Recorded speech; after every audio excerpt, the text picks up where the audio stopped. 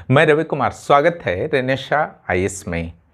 आज इस वीडियो को बनाने का उद्देश्य रांची में जो आंदोलन चल रहे हैं 7th जेपीएससी के मुद्दे पर, जिसमें कई तरह की समस्याएं हैं।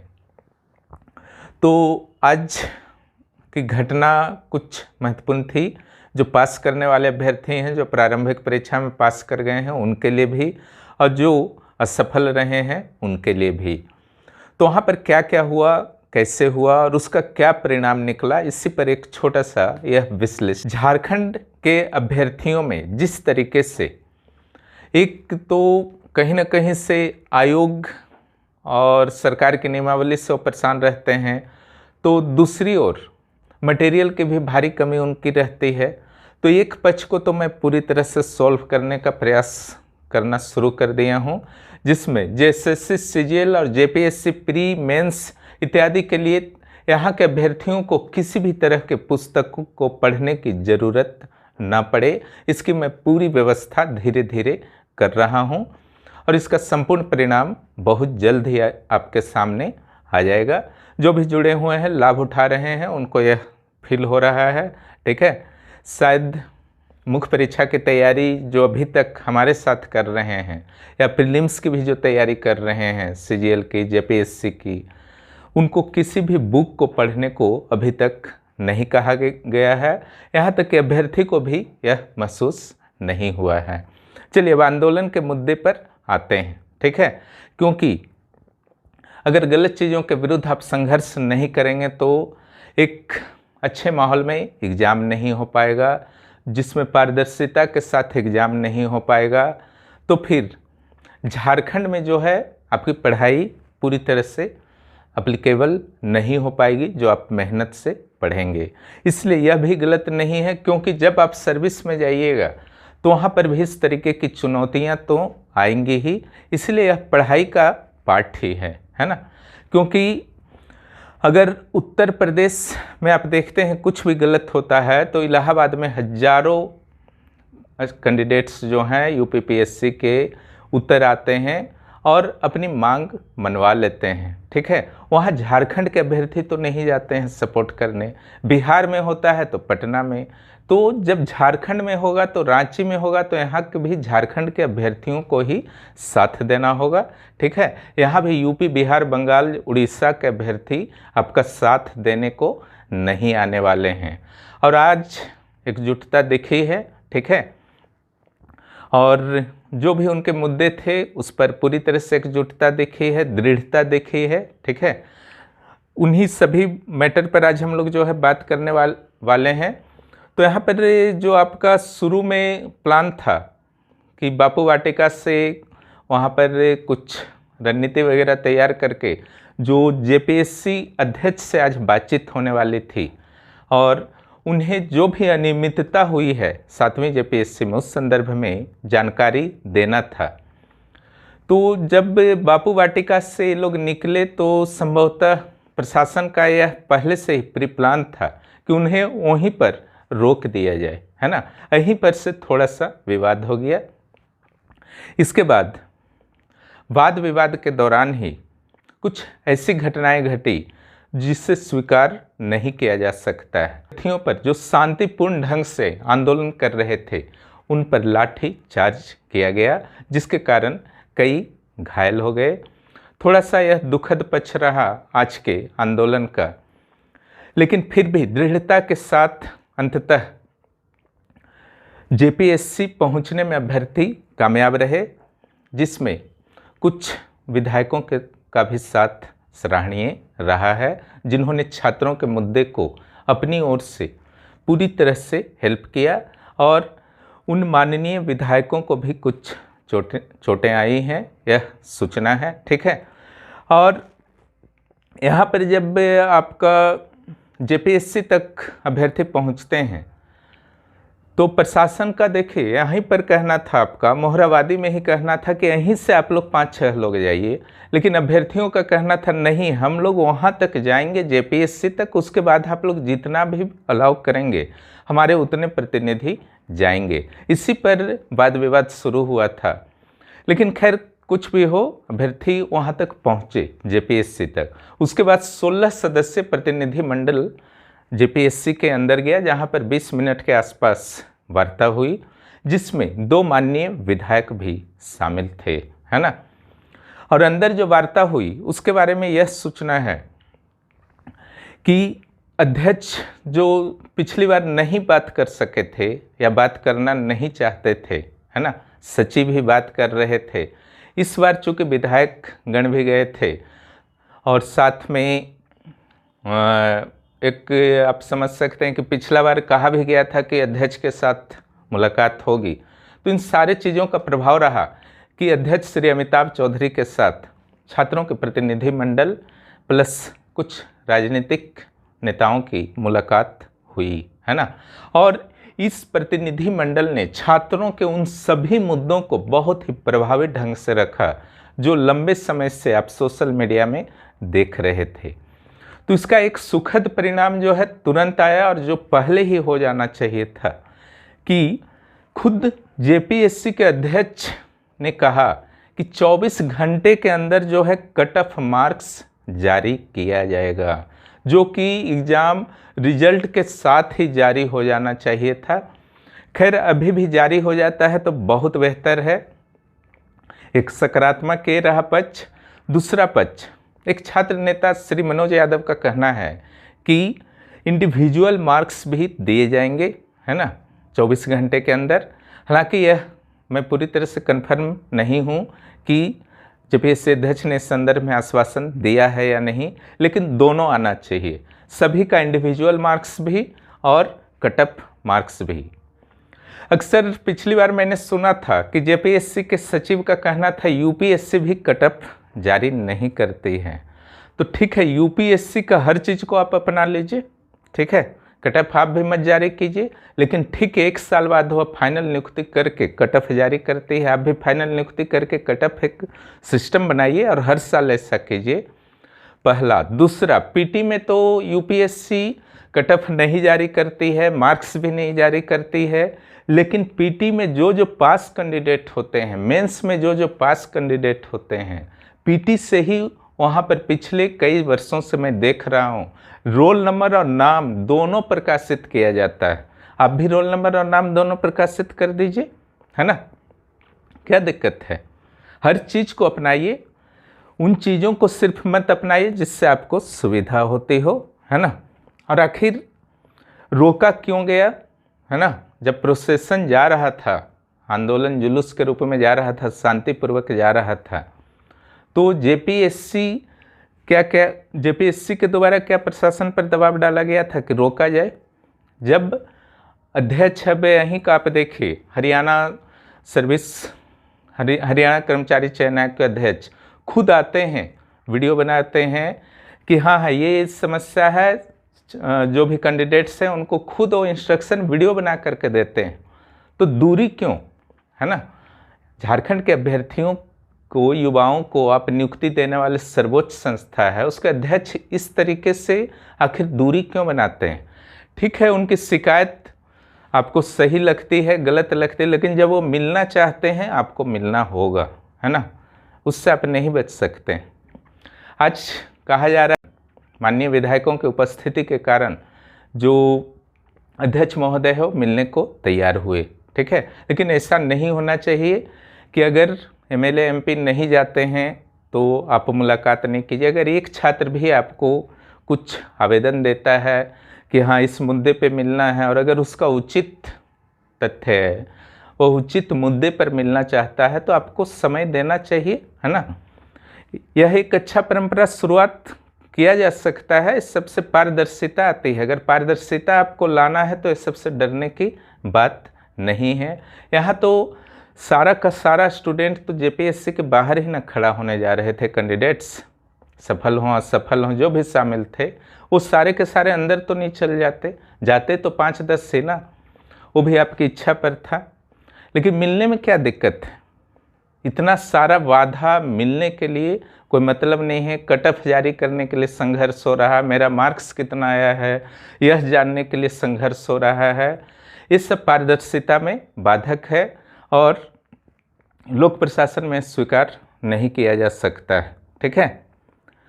और उसके बाद जब प्रतिनिधिमंडल बाहर आए तब जो जानकारी मिली कि यहाँ पर चूँकि माननीय कुछ विधायक गण भी गए थे, तो उन्होंने जेपीएससी पर राजनीतिकरण का आरोप लगाया कि कुछ राजनीतिक नेताओं के फैमिली मेंबर्स को वहाँ पर सदस्यों के रूप में नियुक्त कर दिया गया है। इसके अलावा उन्होंने डिमांड किया जेपीएससी अध्यक्ष से कि जब तक जांच की प्रक्रिया, हालांकि कहा गया है कि अमिताभ चौधरी जो हैं वहाँ के अध्यक्ष, उन्होंने जांच का आदेश दिया है और उन्होंने यह स्वीकार किया कि कुछ मानवीय भूल हो सकते हैं जिसके कारण रिजल्ट में अनियमितता दिख रही है, उसको जांच करने का आदेश मैं देता हूं। अब कितना सही है, लेटर तो निकला नहीं है ना। तो अगर बाहर से जो प्रतिनिधिमंडल आए उनकी बातों को देखा जाए तो यह कहा गया है जेपीएससी अध्यक्ष के द्वारा कि जांच की जाएगी। तब प्रतिनिधि मंडल के सदस्यों के द्वारा कहा गया कि जांच होने तक मुख्य परीक्षा पर रोक लगाई जाए, ठीक है, जो प्रक्रिया चल रही है। इसके अलावा कि जो भी इन लोगों के द्वारा मुद्दा उठाया गया, विशेष रूप से जो मुद्दे उठाए गए, जो लगातार रोल नंबर में पास हुए हैं कुछ जिलों से, है ना, और कुछ खास जिलों से ज़्यादा अभ्यर्थियों का चयन हुआ है, 130 वालों का चयन हो गया है। इन मुद्दों को जो उठाया गया है, तो इन मुद्दों को जांच कर लिखित रूप में जवाब अध्यक्ष के हस्ताक्षर से दिए जाएं। इट मीन्स लिखित रूप में कब दिया जाना है, तो यह शनिवार को देने की बात कही गई है, ठीक है। यह शनिवार को, यानी कि 4 दिनों का समय लिया गया है जेपीएससी के द्वारा।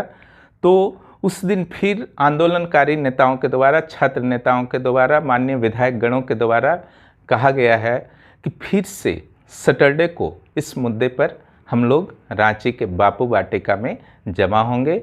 फिर वहाँ पर जेपीएससी से उस दिन जवाब लेने को चला जाएगा, ठीक है। तो ये सारे मुद्दे थे। और अगर पहले जेपीएससी से 7वें जेपीएससी तक देखा जाए तो हर जेपीएससी में कुछ न कुछ ऐसे मुद्दे रहते हैं, भले ही उसका स्वरूप अलग रहता है। और अलग अलग दलों की सरकार भी रही है, इसमें दो मत नहीं है, लेकिन जेपीएससी का मुद्दा जो है लगभग अनसोल्व रहा है। और मैं बार बार कहा करता था कि पीटी के बाद ही यहाँ पर प्रॉब्लम शुरू होता है, रिजल्ट के बाद। कभी आरक्षण नहीं दिया गया, कभी आरक्षण दिया गया, कभी स्केलिंग सिस्टम मुद्दा बनता है, ठीक है। इस बार हाई कट ऑफ मुद्दा बना कि टफ क्वेश्चन के बावजूद हाई कट ऑफ क्यों गया। वहाँ से तो असंतोष थोड़ा था ही, लेकिन जब कुछ दिनों के बाद यह वायरल होने लगा, कुछ दिनों बाद क्या, 1-2 दिन या उसी दिन रिजल्ट के रात थी, है ना, या फिर अगले दिन, है ना, ये वायरल होने लगा कि लगातार रोल नंबर वाले जो हैं पास किए हैं। तो सभी को थोड़ा सा आश्चर्य तो लगा है कि आखिर ऐसा कैसे हो सकता है ना। कई लोगों के द्वारा यह भी दावा किया जा रहा है कि जो एब्सेंट कैंडिडेट हैं वे भी फाइनल रिजल्ट में, उनका भी जो है आपका प्रीलिम्स के रिजल्ट में नाम है, ठीक है। तो अगर यह सच है तो यह भी गंभीर मामला है। आज इस मुद्दे को भी जरूर अध्यक्ष के समक्ष रखा गया होगा। अब अध्यक्ष ने आश्वासन दिया है आज कि उचित जांच की जाएगी।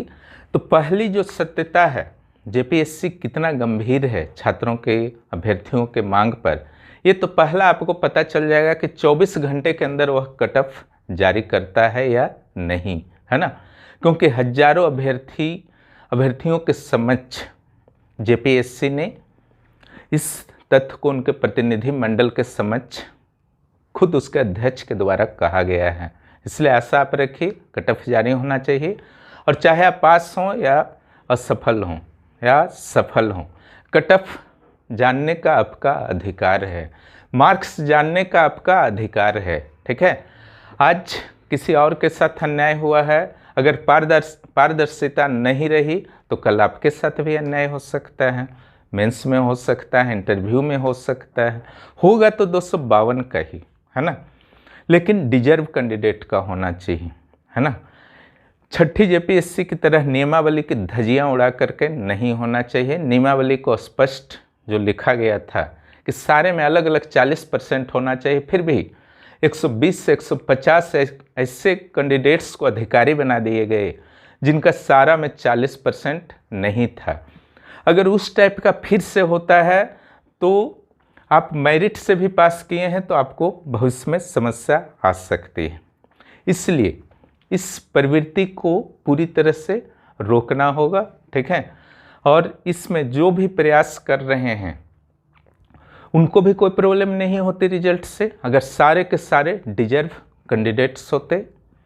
अब यहाँ पर समस्या उन कैंडिडेट्स के साथ भी आती है ना, जो दिन रात एक करके मेहनत किए, ठीक है। मैं चैनल के माध्यम से भी कहा करता था, अक्सर प्रत्येक आयोग के लिए कहता हूँ, सिर्फ जेपीएससी के लिए नहीं, कि इतना ज़्यादा स्कोर कर दीजिए प्रीलिम्स में कि कट ऑफ से आप काफ़ी आगे हों, ठीक है। तो निश्चित रूप से किसी भी अनियमितता, भ्रष्टाचार से आप बच सकते हैं, ठीक है। लेकिन आप मेहनत तो बहुत ज़्यादा कर दिए, कट ऑफ से बहुत ज़्यादा चले गए, 280 290 स्कोर कर दिए, लेकिन अगर 4000 में 50 व्यक्ति भी, 4000 में 400 व्यक्ति भी, 4000 में 1000 व्यक्ति भी गलत तरीक़ा से अगर चुने गए हैं, सिलेक्ट हुए हैं मुख्य परीक्षा के लिए, उनका तो 100% दोष है, आप गलत तरीक़ा से आए। लेकिन उन 3000 का तो कोई दोष नहीं, उन्होंने मेहनत भी किया था, कट ऑफ से काफ़ी हाई मार्क्स भी लाया था, ठीक है। उनका अभी कितना तनाव होगा आप सोच सकते हैं। मुख्य परीक्षा की तैयारी भी करनी है, 2-3 साल तक यहाँ कोई सुगबुगाहट नहीं होती है ना, वैकेंसी आती है, कुछ आती है, अचानक पीटी लिया जाता है, 1.5-2 माह में रिजल्ट, फिर कहा जाता है अगला महीना जो है मेंस है ना। तो कोई प्लानिंग नहीं है, कोई कैलेंडर नहीं है। इस आंदोलन में जब आंदोलन हो ही रहा है तो कैलेंडर भी स्पष्ट होना चाहिए।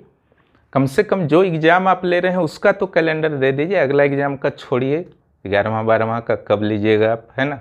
जो ले रहे हैं उसका तो क्लियर कर दीजिए। आप जनवरी बोल देते हैं, फिर जब जनवरी आएगा तो बोल दीजिएगा फरवरी में होगा। छठा में ही ना हुआ था, 5-6 बार कैंसिल किया गया था, ठीक है। तो मन स्थिति को समझना होगा, गवर्नमेंट को भी और जेपीएससी के अधिकारियों को भी, ठीक है। और गलत सिलेक्शन प्रक्रिया कभी भी स्वीकार नहीं किया जा सकता है, सिर्फ डिजर्व कैंडिडेट चाहिए, क्लियर।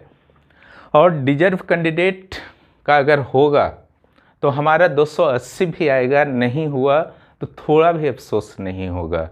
आपका कैलेंडर एग्ज़ाम का रहेगा और अगला एग्ज़ाम हमारे समक्ष रहेगा, तो भी हमारा प्रीलिम्स नहीं हुआ, मेहनत करने के बावजूद हमसे ज़्यादा जिसका मार्क्स आया उसका हुआ, हम अगले एग्ज़ाम में अपेयर करेंगे, तब कोई भी अफसोस नहीं होता है, ठीक है। इस चीज़ को भी जेपीएससी और यहाँ की गवर्नमेंट को समझना चाहिए। दोनों के पास एक अवसर है, ठीक है, स्टूडेंट की डिमांड भी है, दोनों के पास एक अवसर भी है कि जो भी गलतियाँ हुई हैं उसे सुधारी जाएँ और आगे के जो भी प्रोसेस हैं, जो भी निर्णय लिया जाता है सरकार के द्वारा, जेपीएससी के द्वारा, पूरी तरह से भ्रष्टाचार रहित और पारदर्शिता युक्त हो, ताकि यहाँ के युवाओं का विश्वास जो टूट चुका है जेपीएससी जेएसएससी जैसी संस्थाओं के प्रति, वह पुनः कायम हो सके।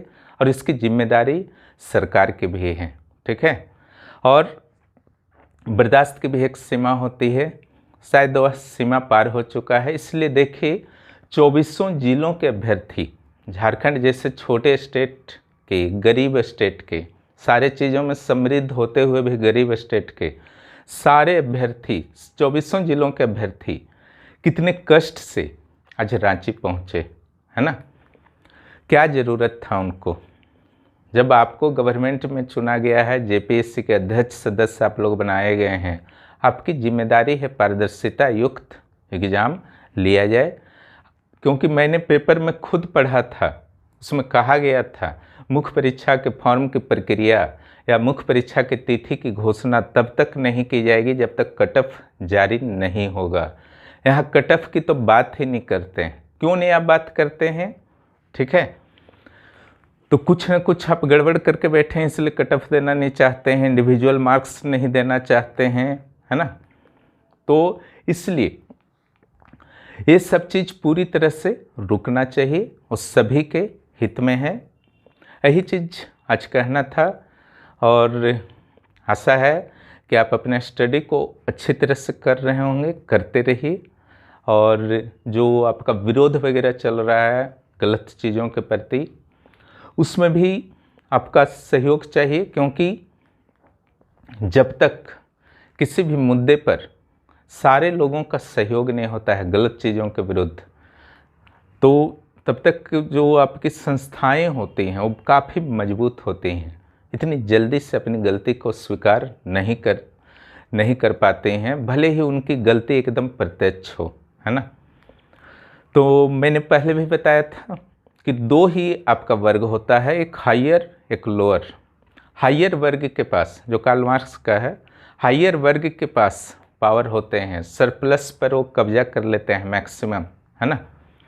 अधिकांश धन संपत्ति ज़मीन उनके पास होता है। लेकिन लोअर के पास क्या होता है, कोई भी वो जाति धर्म वर्ग समुदाय के हो सकते हैं, है ना, दोनों में, लेकिन वर्ग दो ही होता है ना। तो उसी से वर्ग संघर्ष शुरू होता है। तब जब आपका लोअर में क्या होता है, संख्या अधिक होता है, और अपर में संख्या कम होता है, एक चीज़ में इन लोग ज़्यादा होते हैं, ठीक है। तो आपका संख्या नहीं दिखेगा तब तक वो गलती को अपनी स्वीकार नहीं करेंगे, है ना। संख्या दिखेगा तो गलती को स्वीकार करेंगे, उसमें सुधार भी होगा, और शायद ये पूरे समाज राज्य के लिए बहुत ही बेहतर होगा। यही बात करनी थी आपसे। फिर मिलते हैं अगले वीडियो में। जो भी इस चैनल पर नए हैं, चैनल को सब्सक्राइब करें और दोस्तों को भी इस चैनल के बारे में बताएं। यह चैनल जो है पूरी तरह से जेपीएससी जेएसएससी सीजीएल ओरिएंटेड वर्तमान में है। भविष्य में झारखंड के अभ्यर्थियों को यहाँ पर आईएएस और जेपीएससी के मार्गदर्शन भी प्रदान किए जाएंगे। शुल्क यहाँ पर कभी बहुत ज़्यादा नहीं रहेगा, आप लोगों को टेंशन नहीं लेना है। मटेरियल हमेशा जो है हाई क्वालिटी का रहेगा, और जो भी थोड़ा बहुत फी होगा वो न्यूनतम हमेशा मैं रखने का प्रयास करूँगा, ताकि झारखंड जैसे जो आपके बहुत ज़्यादा आप समृद्ध नहीं बोल सकते हैं, विकास ध्रुव बन गए हैं यहाँ के शहर, कुछ शहर तो काफ़ी डेवलप हैं, गांव में जाइएगा तो सिर्फ और सिर्फ गरीबी देखने को मिलता है ना। प्रत्येक वर्ग समुदाय धर्म में जाति में, है ना, सारे लोग गरीब हैं, बस गांव की ओर निकल तो जाइए, है ना। लेकिन मैंने देखा है कि सही मटेरियल मैं जब प्रोवाइड करा रहा हूँ, उनको बुक पढ़ने से मैंने बचा दिया, तब वहाँ पर मैं देख रहा हूँ बहुत टफ टॉपिक के भी आंसर एकदम न्यू कैंडिडेट जो हैं, है ना, मुख्य परीक्षा के आंसर पीटी में मैं देख रहा हूँ याद करने की कैपेसिटी, है ना। सितंबर माह का करेंट मैंने दिया था, काफ़ी पेजेस में थे, स्टैंडर्ड करेंट था, मात्र 4 से 5 घंटा में सारे के सारे वहाँ पर जितने भी मेंबर्स थे उस ग्रुप के बहुत अच्छी तरह से उन्होंने लिख करके याद कर लिया कंफर्मेशन के साथ, है ना। ऐसे ऐसे कैंडिडेट हैं जो मुख्य परीक्षा देने वाले हैं फ्यूचर में, वो कार्बोहाइड्रेट की संरचना लिख रहे हैं जो कभी नहीं पढ़े थे, वे थॉन्टवेट लिख रहे हैं, उष्ण कटिबंधीय चक्रवात लिख रहे हैं, और आराम से लिख रहे हैं और बहुत ही बेहतर प्रेजेंटेशन के साथ लिख रहे हैं, है ना। तो सिर्फ एक सही गाइडेंस से बहुत कुछ बदल जाता है, ठीक है। लेकिन सिर्फ सलाह और जोश बढ़ाने से कुछ नहीं बदलता, समझ गए ना। हर चीज़ यहाँ पर मिलेगा आपको, सही गाइडेंस भी मिलेगा, सही एडवाइस भी मिलेगा, है ना, प्रोत्साहन भी मिलेगा कुछ अच्छा करने के लिए लाइफ में, और साथ में रास्ता का हर कांटा भी आपका हटाया जाएगा। इट मीन्स आपको मटेरियल भी दिया जाएगा, आपको चुनना नहीं होगा मार्केट में जाके, है ना। क्योंकि मुझे पता है ना, कि अगर आपको बुक का सलाह हम दे देते हैं तो बुक होता है ना, जितना भी स्टैंडर्ड बुक हो, गाइड तो गाइड होता है, सबके अपनी अपनी लिमिटेशन होते हैं।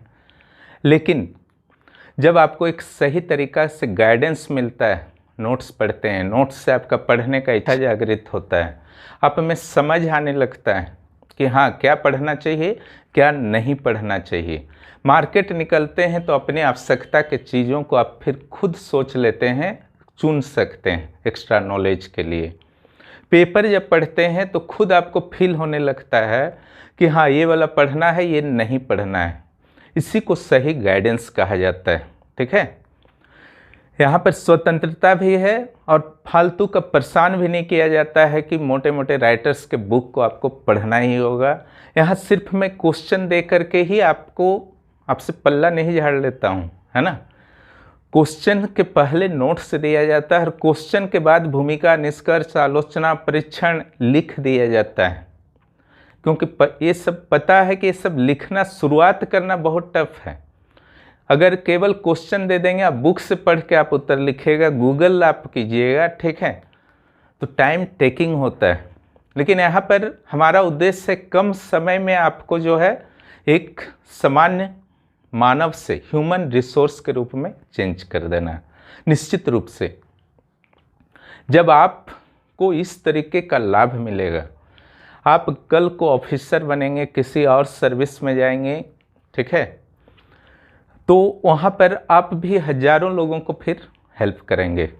खुद ब खुद यह प्रेरणा आती है, इसमें किसी को बताने का ज़रूरत नहीं पड़ता है ना। पढ़ने के दौरान आपको अगर फीलिंग आ रहा है कि अब हम कर सकते हैं, इट मीन्स कर सकते हैं। क्लियर। टीचर बार बार बोलते रहे आपको कि नहीं आप कर सकते हो, आप कर सकते हो, डेली 4 बार बता रहा है ना, ये पढ़ लो तो हो जाएगा, ये पढ़ लो तो हो जाएगा, ठीक है, लेकिन वो मैं नहीं करता हूँ। बस आपके अंदर से फीलिंग आ जाना चाहिए तैयारी करते करते, ठीक है, ये सही गाइडेंस होता है। इसी की कोशिश, प्रयास जो है मैं अपनी ओर से करता हूँ, ठीक है। और जो भी सुधार के सलाह आते हैं, सुझाव आते हैं कैंडिडेट्स की ओर से भी, मेंबर्स की ओर से भी, उसको भी मैं अप्लाई करने का प्रयास करता हूं, क्योंकि कोई भी व्यक्ति अपने आप में परफेक्ट नहीं हो सकता है। मैं भी परफेक्ट नहीं हूं, ठीक है। बहुत कुछ सीखने को उनसे भी मिलता है और निश्चित रूप से मैं सीखता हूं। इसलिए सारे माहौल के साथ आगे बढ़ना है और हर चीज़ में इसी पैशन की ज़रूरत होती है, जुनून की ज़रूरत होती है, चाहे विरोध हो गलत चीज़ों का या फिर आपकी तैयारी हो। बस अंतर ऊपर से है, अंदर से हर चीज़ एक ही होता है। बहुत बहुत धन्यवाद वीडियो देखने के लिए। फिर मिलते हैं अगले वीडियो।